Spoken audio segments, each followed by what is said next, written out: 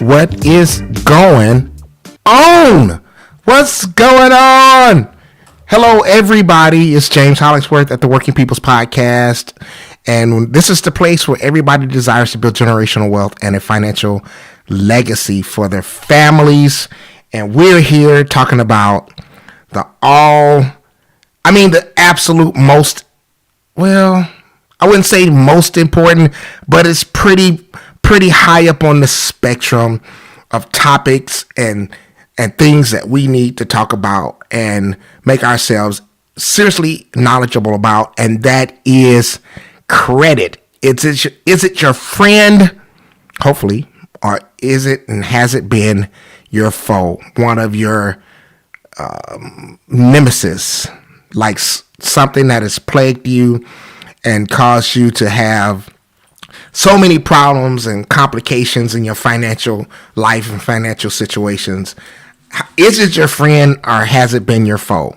And if it's been your foe, good Lord, I think I need some lotion. I've been putting lotion on all day. It must be getting close to wintertime because I'm getting ashy. Hey, but let's take two steps back. If you're watching here on the Working People's Podcast, if you're watching us live on YouTube, press that subscribe button. Come through and drop some comments below. Get engaged in the conversation, and also ring that notification bell.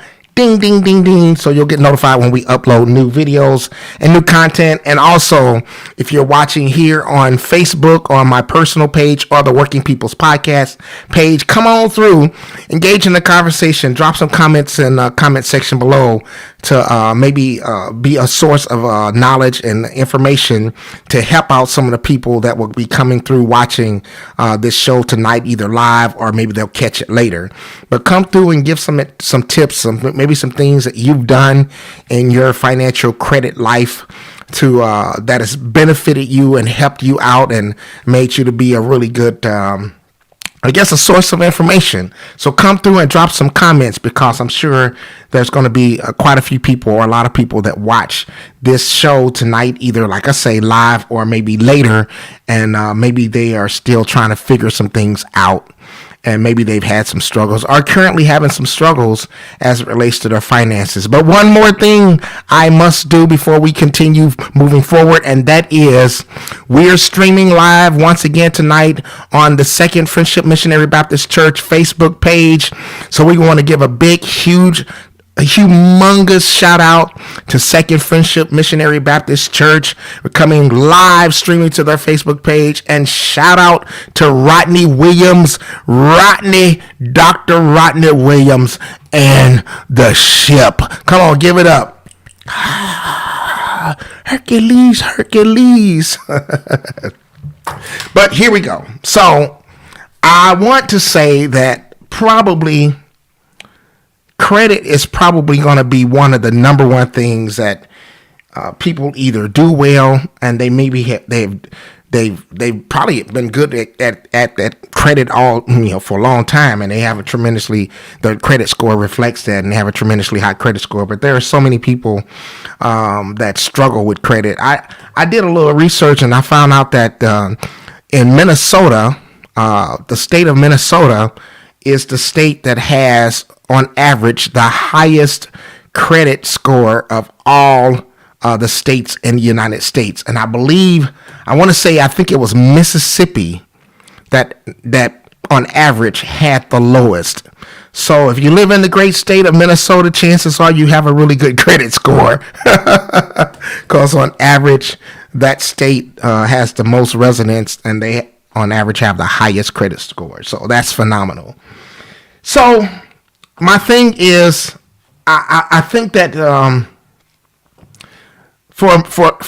there's so many views on credit, and I think so many of us have had I don't want to say bad teaching or bad information, but we just haven't really had in-depth insight. And I think now we're beginning to get more insight on how to really use credit to benefit us and maybe not have situations where we get ourselves into where we're I don't know how to really say it, but I don't even know if I want to call it bad credit as much as I can call it just not really knowing how to be responsible with the with your credit, and your credit is something that people will see, especially in the business arena, or in when you're trying to go out and purchase some things and you're trying to use credit to get those acquire certain things.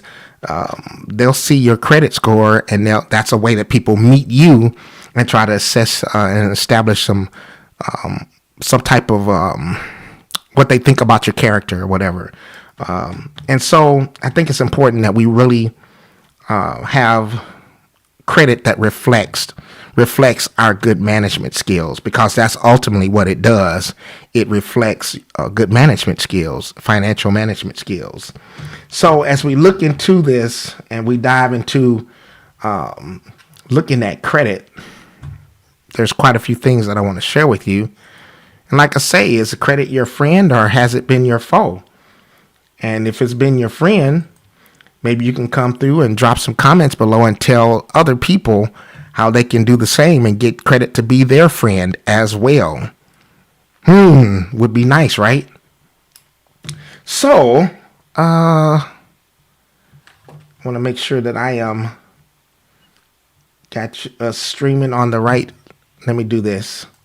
Boop, boop, boop, boop, boop, boop. Yes. Okay, there we go.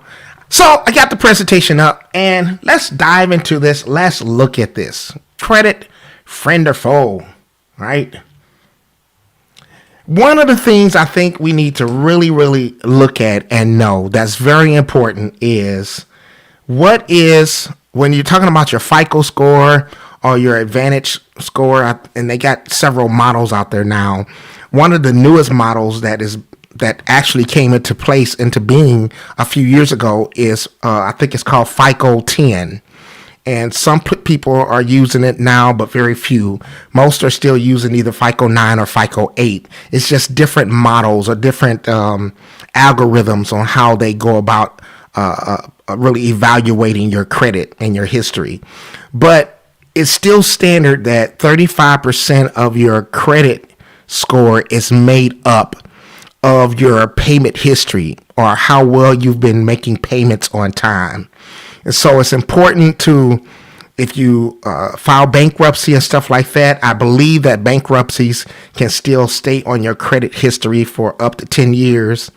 However, delinquent payments and slow pay history, 30 days late, 60 days late, 90 days late, 120 days late, those delinquent and slow payments can stay on your payment history for 7 years. Now, if you have gone for, say, about 3, 4, 5 years or so, and you've really been on track and you've been making really good, strong, solid, consistent payments, right? And maybe those delinquencies that you've had, those 30 up to 120 days late, those payments are still out there. You can write into your credit card companies or whoever that credit grantor is. You can write them a letter. You want to actually write them a hard copy letter. Write them a letter and request that they give you a good faith adjustment reporting to your credit history. So in other words, they can go ahead and just, before 7 years, come up, they can go ahead and start reporting your credit favorable, that you've never been late. You can ask and you can request that from the credit grantors. Like I say, if you've really been on track the last several years, 3, 4, 5 years or whatever, you can write that letter to them, because your payment history makes up the bulk or the biggest portion what goes into your credit scoring model. And so it really can impact your score negatively if you have some delinquents on there, and they stay on there for up to 7 years. Now, your next biggest portion that goes into your credit score, and some of you may already know this, It's going to be what's known as what amount that you have owed, or better known as your credit utilization. And now the new credit models, FICO 9, I believe, even FICO 8, especially the new FICO 10, that a lot of people are not using yet, but I'm guessing at some point they're going to start using them. That the 30%, if you go over 30% usage on your revolving credit accounts, that counts pretty negatively towards your credit score. So you want to maintain less than 30% usage. So in other words, if you have a credit card and it has a $10,000 available credit limit on it, you want to avoid going over $3,000, which is 30% of that $10,000 amount. And that helps to keep your score strong, and that you don't have any type of a drop in your credit score from going over that 30% usage. Now, I believe some of the older FICO models, I think they might even allow you to go up to 50%. But unless you know for sure and for certain what FICO score module that company is using, personally, I would advise to stay under 30%, because if you don't know, like I say, for sure what credit module that they're using, and then they could change that at any time, then all of a sudden you can see your credit score take a ding and take a negative hit because you've gone over 30%. And then 10% goes into new credit. You know, if you have some new credit, a lot of times what can help your credit score is getting some new credit that shows a higher available credit limit on your credit report. Also, 15% goes of your score is your credit history length, the length of time that you've had credit, which shows that you've been you've been able to manage your credit for a long period of time, and it shows that how well you're able to make sure, if you don't have any delinquencies on there and it's been 10 years, 12 years, and your credit file's 10, 15, 20 years old, it's going to really show favorable on your credit report. And then 10% goes into credit mix. And I kind of want to look at that because a lot of people don't really realize that credit mix is important when you're talking about building a really strong credit file. And by that, what I mean is, let me come out of here for one quick second. By that, what I mean is you want to have different types of credit, right? You don't want to just have only credit cards or just a car loan. You want to have multiple different types of credit, because ultimately that really helps your credit score. And I know you say, well, it's only 10% of your score, right? But if you are maybe struggling in some of the other areas, that 10% might be very valuable in terms of making sure you remain or keep a real strong credit score. So different types of credit really does matter. So I want to kind of look into the different types of credit and kind of talk about that a little bit, so that if you got a mortgage, if you have a mortgage, then you have a car payment, and then you have some revolving accounts, credit cards, and things like that. Just having that mixture can really show favorable that you're able to handle different types of credit well, right? And a lot of creditors, if you are purchasing your own home, a lot of creditors, they do look at that. If you're paying your mortgage on time, if you can't pay your mortgage on time, that is a really strong red flag to creditors, because that's like your number one. You gotta you gotta have a place to live. So that's very important that you really look at what type of credit mixture that you have. So let's kind of look at that a little bit. One of the most common things that people don't often look at as being credit mixture, or credit rather, is, and let's look at this. Let me bring you back up here. Right there. There you go. Is service. And by service credit, what we're talking about is like your utility bills, your cell phone bill, maybe your cable bill, Any type of utility bills, water bill. I don't know if some places even do that. You have separate water bills. Certain places that are what do you call it? Rental apartment complexes. Some of them include their water bills or other utility bills in their rent, in your rent payments. So, but that would be that is a type of credit. And the reason why it's a type of credit is because the service is provided to you before you are required to pay your bill.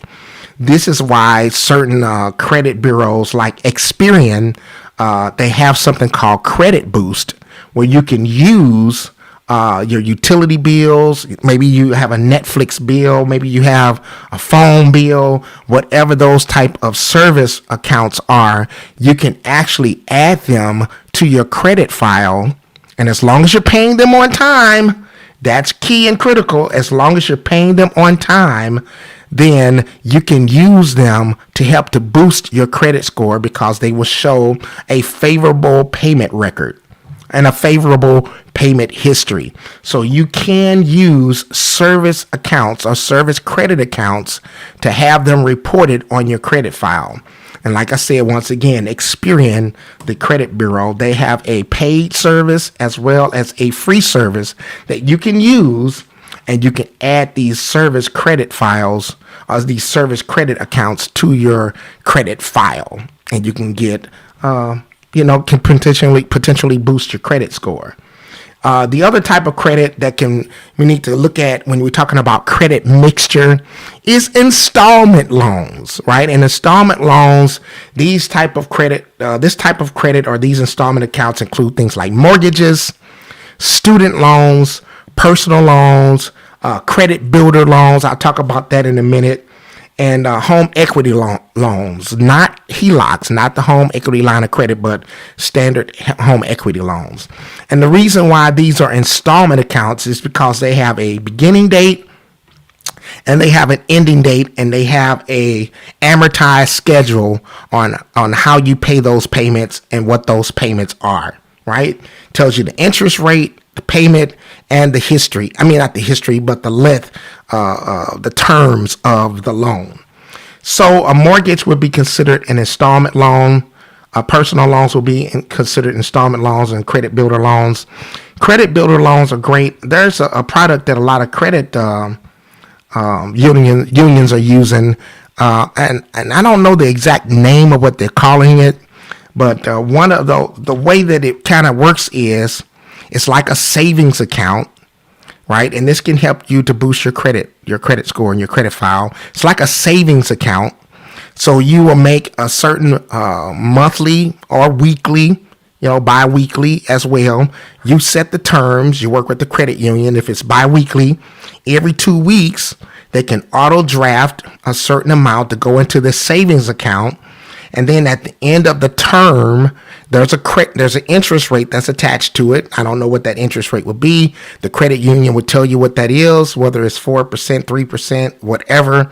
And then at the end of that term, whether it's 12 months or 24 months, after you made those bi-weekly payments or those monthly payments, you will earn credit, right? You will earn interest over that term, that time period that's earned, credited to you, as well as you will have the lump sum principal that you put into the account. And also you will have those payments will be reported to the 3 major credit bureaus. So even though you're not purchasing a particular product or a particular item or a particular, piece of furniture or something like that, this money is going into a savings account for that specified time period. Those payments are reported to the credit bureau, and you're getting paid interest on those payments, basically paid to yourself. That's a great product to help to rebuild your credit. And also help you to save some money for maybe a specific thing that you want to save that money up for. That is a great product. I advise you, if you really want to check into that, go and visit your local neighborhood credit union, or maybe if you're a member already of a credit union, and see if they offer that product. And now the difference here with the home equity loans versus the HELOC, this is basically you take out a loan. It's a lump sum dollar amount loan that's given to you for a portion of your equity in your home. So it could be 80%, 90%. I think some people go as high as 90%. But they give you that lump sum payout. It's put into your savings account or your checking account or whatever. You actually receive the funds, and then you start making specified payment amounts on a monthly basis or whatever the terms, however that's set up, for a specified duration of time to pay back that portion or that specific amount that you borrowed against from your equity. So if you borrowed $50,000 from your equity, the credit union or the bank would give you a lump sum $50,000, right? And then you would begin to make installment payments monthly or bi-weekly, whatever the terms are set up, for a specified duration of time until you paid back that portion that was loaned to you, $50,000. And that also will have an interest rate attached to it that you'll be paying back to the bank or the credit union. And another type that we are mostly familiar with, quite often we already know about these, and these are revolving credit accounts, which will be like credit cards and other types of lines of credit. Under this would be like a HELOC. These are basically types of credit that you can go and dip back into over and over again. You could pay it off, whatever the credit line is. If it's $20,000, you can borrow a specific amount, pay that back, and do it all over again. Or you can borrow up to the allowable credit limit that you have available, whether it's a credit card or a line of credit. And so with that, this is a great way to draw money out of, because you can keep borrowing against it and borrowing against it and borrowing against it. It's like I say, as long as up to the amount that you have accessible as your credit limit. So revolving accounts are like credit cards. Those usually come with higher interest rates. Credit cards, those type of revolving accounts. And lines of credit, those often come with a little bit lower credit interest rates, even lower than the interest rates that would be on a personal loan. So a personal loan would go under the installment loans, and lines of credit would go under revolving credit type accounts. And the interest rate on revolving credit lines of credit, those interest rates are often a lot lower than loans that are personal loans. And one of the reasons why is quite often personal loans are unsecured loans. There are loans that don't have anything that that is guaranteeing, or that's used as a what do you call it? That's used as collateral. So personal loans usually don't have anything that's used as collateral, and they're unsecured loans, versus revolving credit lines of credit usually have some type of underlying item or instrument that is being used as collateral, such as your home, or such as, maybe you have some fancy art, or you have some coins or something that's of value that you are using to borrow against. So usually lines of credit are not unsecured, but they are secured loans. Now, one of the most important things that we really need to begin looking at when we're talking about credit, and I think this is where it can begin to be a friend or a foe, is, do you have a plan for using credit? And quite often, the extent of the plan for so many people is they see something they want, they got a credit card and has the available limit to purchase the item, and they don't really think about what type of plan that they need to have to pay this back. They just go get it. They swipe the card, they buy it, and then they figure out how to pay for it afterwards. And what I'm talking about is, to be successful at using credit, we need to begin to be forward thinking, or forth thinking, if you want to say it that way, and come up with a plan on not just how you're going to pay this thing off or how you're going to pay the money back, but come up with a plan in how much credit do you want to use. If you use credit, what's your time frame that you want to make sure that you pay this thing off at a zero balance.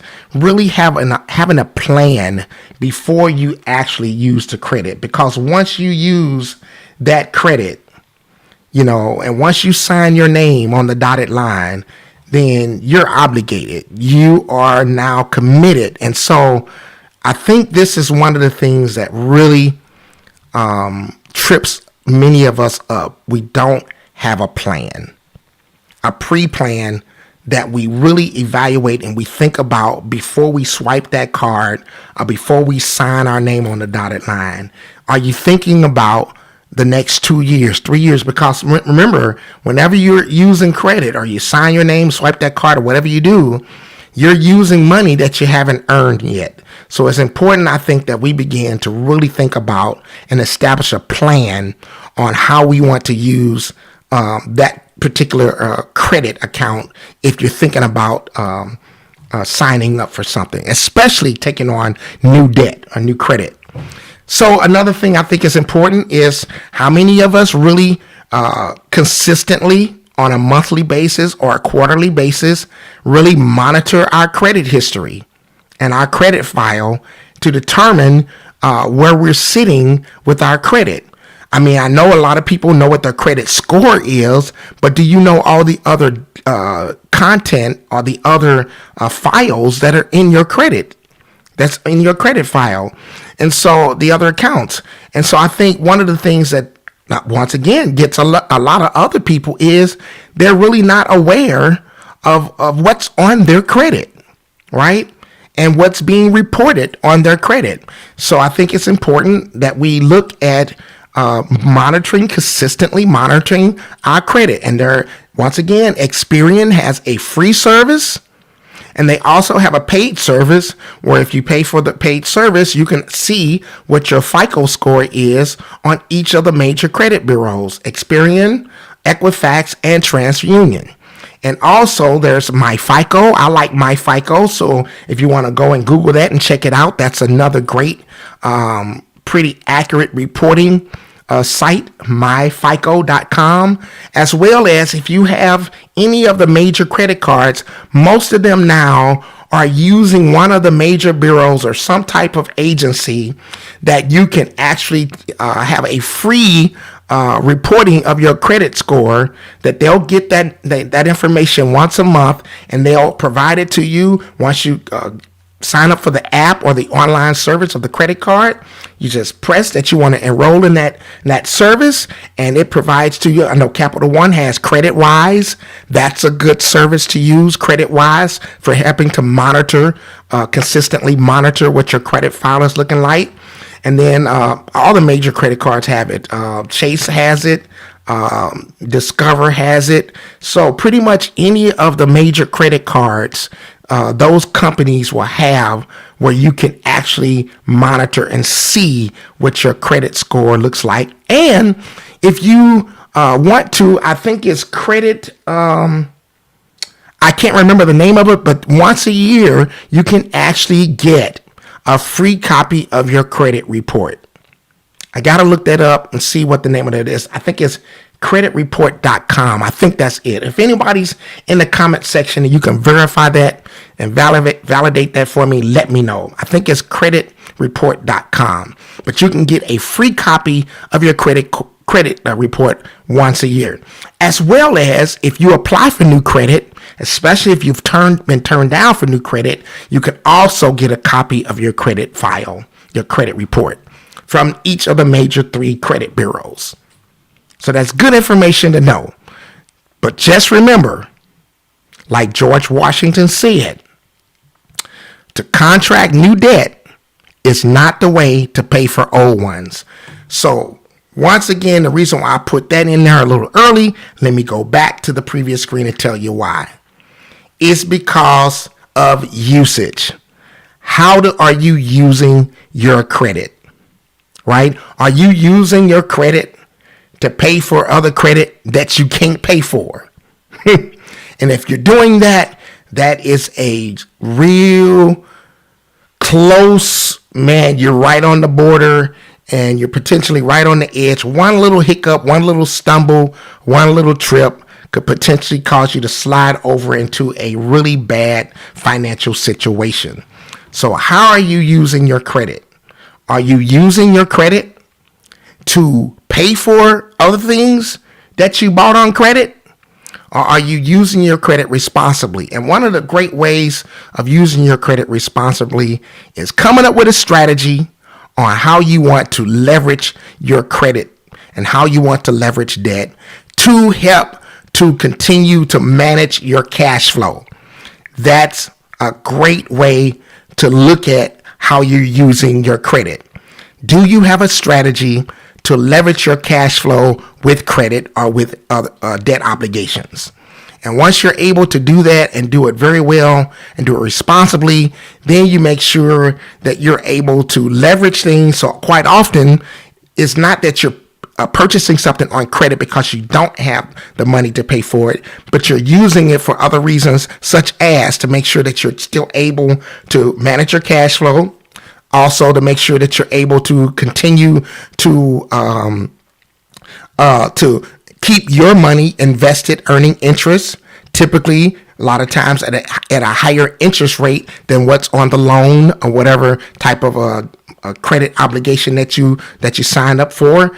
And also to make sure that you are, I already said manage your cash flow, but when you're able to leverage it, you can also use it to earn points and earn other types of incentives that they may have with the credit account that you have. So those are great ways to use the credit account and leverage your cash flow to do it.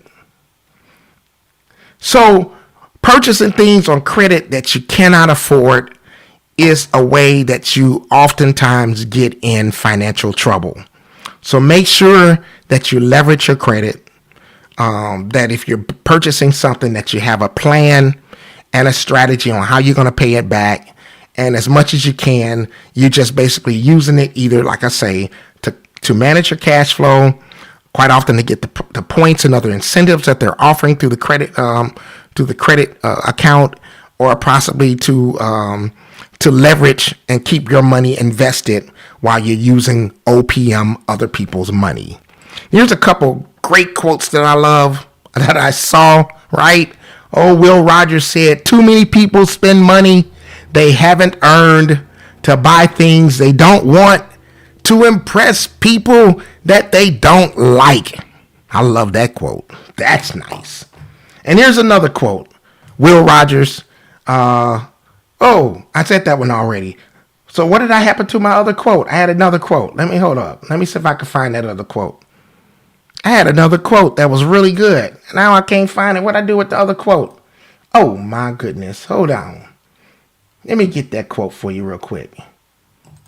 Hold on. Let me get that quote because I want to give you that quote. This was a great quote. Here we go. Hold up. How did that happen? Oh my goodness. I had a really good quote. Where is it at? Is it here? I don't think that's it. Oh well. There it is. There it is. Here it is. I got it. There we go. Yes, here it is. Here it is. Great. Let me get this one for you. This was a great quote. This was awesome. So let me drop this one in here real quick. This was an awesome quote. Uh-oh. There we go. Yes, yes, yes. Sorry about that. Here's a great quote. So let me pull this one up for you. Bring you back on screen. Boom. This quote was awesome. I thought this was funny.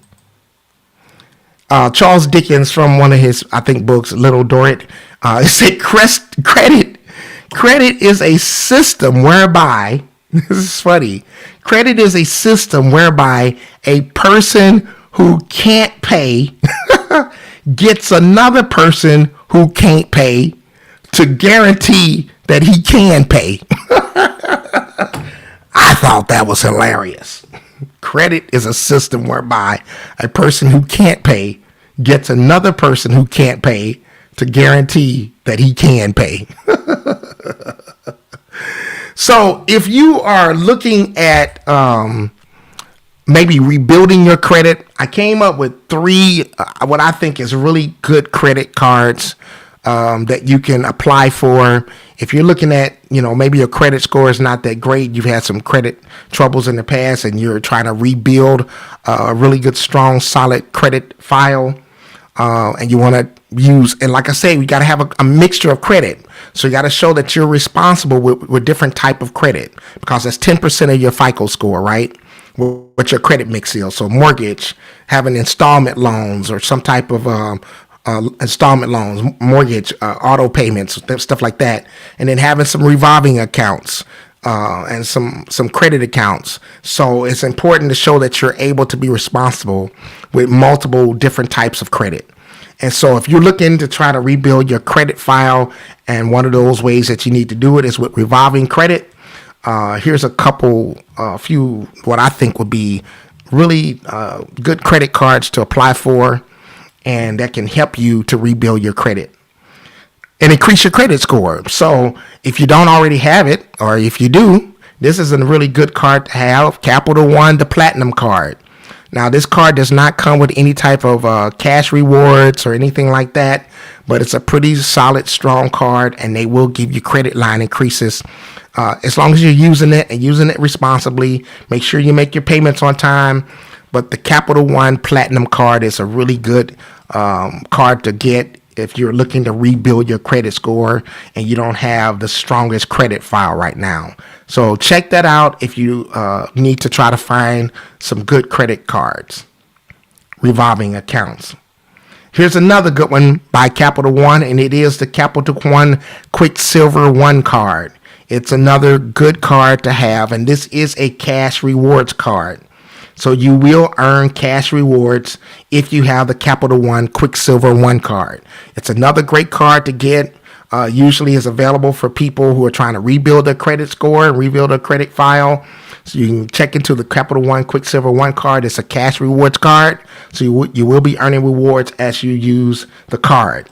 So check it out. Here's another card that I think is a great card to get into if you are trying to rebuild your credit, or you're just new to the whole credit spectrum. And that is the Discover It card. So check into this card. These cards also are cash rewards cards, so you will be earning rewards as you use the card. So it's another great card if you are looking to rebuild your credit, so you can get into the Discover It card. So once again, that is the Capital One Platinum card, the Capital One Quicksilver One card. And this is not inclusive of all the cards. I'm sure there's others out there that you can check into, but these are three that I would recommend if you're looking to rebuild your credit. And the Discover It card. These are three great cards that you can look into to rebuild your credit file. So we've really delved into a lot tonight in terms of credit. I hope we've said some things that can potentially help you in this. I would say too that if you're looking to rebuild your credit, let's go back to this screen again, because this is very important, and this is stuff that I didn't know a long time ago. I'm really diving more into. I have said, and you've heard me say, that I think if you really want to build your credit score or your credit file, focus on building your net worth. Building your net worth, you'll automatically see, as you are doing the right things to build your net worth, you will see your credit score positively reflect that. Because it's all the same components that goes into it. Keeping your debt low, managing your debt and your credit well, increasing your savings and investments to help your net worth increase and grow. And so I want to look back at this here screen again, because I think this is important, because this is one thing that if you don't know, and you're not, and you think, well, I'm paying my payments on time and this, that, and the other, and I'm doing this and the other, and my credit score is still kind of dragging along. So let's look at this once again. So I want to show this one more time because this is important information to know. So 35% of your credit score is made up of your payment history. So it's very important that you know that 35% of your FICO score is made up of your payment history. 30% of your FICO score or your credit score is made up of your credit utilization. Are you using over 30%? Now, here's the thing that you need to know. If you have 5 credit cards, right? And let's just say you got $1,000 credit line on one, $2,000 on one, $3,000 on one, $4,000 on one, $5,000 on one, right? So we're just using this hypothetically. You got 5 credit cards. If you take the $5,000 credit card, even though it's a $5,000 credit limit, and you have $2,500 balance on there, that's 50% usage of the available credit on that card. So it will get reported to the major credit bureaus, and it will show that you have over the 30% usage on your on that credit card. So even though you still have a $4,000 balance, $4,000 credit line on the other one, $3,000 on the other one, 2 on the other one, and 1 on the other one, was that 4, 5, 6, 7, 8, 9, 10. So even though you still have $10,000 of available credit that's accessible on 4 other cards, you're over the 30% usage on that one card. So that could potentially ding and hurt your credit score. So that credit usage, don't just look at it. You can look at it both ways, as your total available amount of credit, but also you need to look at it per revolving account, per credit card, right? And then 10% is new credit, but also remember, each time you apply for new credit and there's a hard inquiry on your credit file, then that could potentially drop your score as much as 3 to 5 points, and sometimes possibly 8 points, right? So every time you have a new account, but at the same time, it can also positively affect your credit score, because it can show a higher available credit. So now you can drop your usage down by having a new revolving account that shows a higher credit limit or higher credit availability. So 10% also goes into credit mix. We've talked about that quite substantially tonight with the different types of credit service credit, installment credit, and revolving credit. And then also 15% of your credit score is made up of your credit history length. So I don't want to make this too complicated, but think about it. If you have a credit history or a credit file that's 15 years old, every time you do add another account to that, right, it can change the time frame, because now it's taking the average age of your credit history.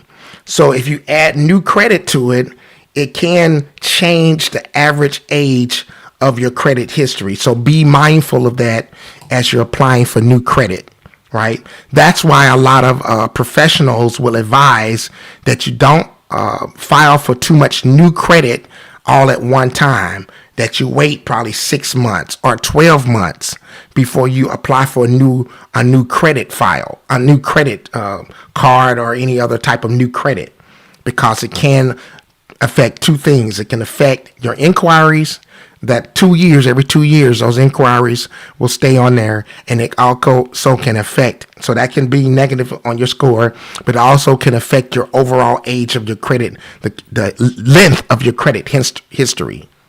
So those are things to be mindful of.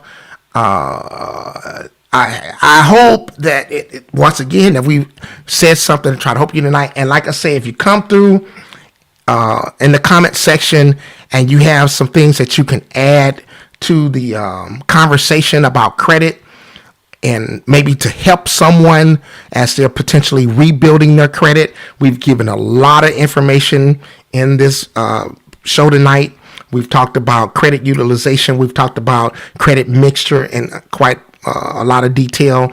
We've talked about some specific products like the one at the credit union that can help you to rebuild your credit and be a savings instrument. We've talked about, go back and watch the whole show. I encourage you to do that.